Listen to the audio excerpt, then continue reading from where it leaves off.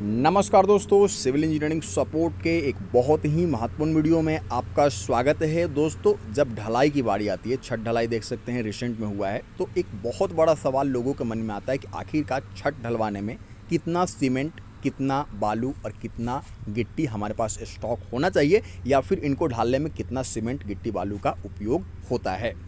दोस्तों, पानी तो कोई ख़रीदने वाली चीज़ नहीं है इंडिया में, तो पानी के लिए लोग टेंशन नहीं लेते हैं, लेकिन गिट्टी, बालू और सीमेंट को इकट्ठा करना पड़ता है, ख़रीदना पड़ता है। तो इसलिए चलिए मैं इस वीडियो में बताता हूं कि आप अपने घर के लिए किस तरीके से रिक्वायर्ड मटेरियल, यानी कि कितना मटेरियल आप देख सकते हैं। यहाँ पे बालू भी है, गिट्टी भी है, और लोग ये भी चाहते हैं कि छत ढलाई के बाद में कुछ हमारा गिट्टी वगैरह वेस्टेज ना हो, ताकि वो सही अनुपात में या फिर सही क्वान्टिटी में अपना गिट्टी वगैरह, बालू वगैरह गिरा पाए। मैं सिर्फ छत ढलाई की बात कर रहा हूँ, ठीक है। तो चलिए, किसी भी छत का पहले एरिया निकाल ले, तभी पता चलेगा कितना इसमें जो है वो मटेरियल लगने वाला है। तो एरिया निकालने का बहुत ही सिंपल फार्मूला है। आप क्या कर सकते हैं, पहले जो छत का जो चौड़ाई है दोस्तों, आप इस चौड़ाई को नाप लें। फीट में भी नाप सकते हैं, मीटर में भी नाप सकते हैं, जिस तरीके से आपकी घर की चौड़ाई है उसको नाप लें।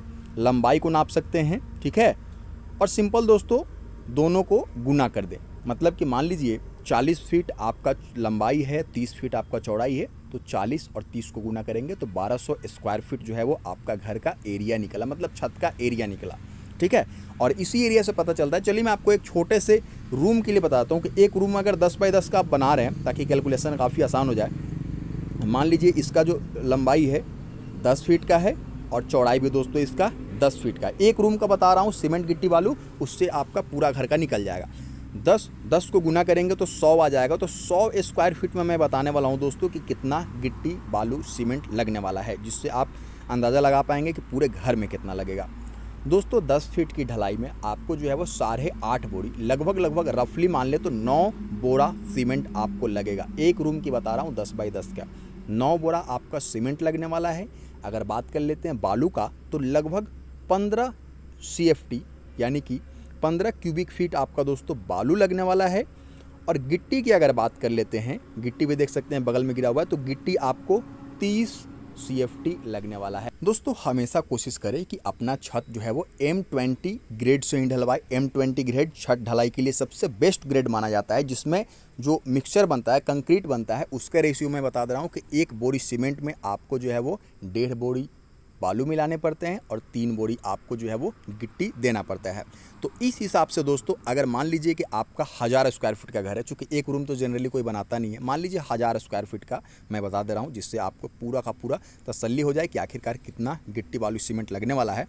1000 स्क्वायर फीट के घर के लिए आपको लगभग जो है वो 85 बोरा सीमेंट लगने वाला, 85 बैग सीमेंट का ले लीजिए। अगर बात कर लेते हैं बालू कितना लगने वाला है, तो मैं आपको बताऊँ दोस्तों, लगभग 150 CFT बालू का लगने वाला है। गिट्टी की बात कर लेते हैं तो लगभग 300 CFT आपको जो है वो गिट्टी लगने वाले हैं।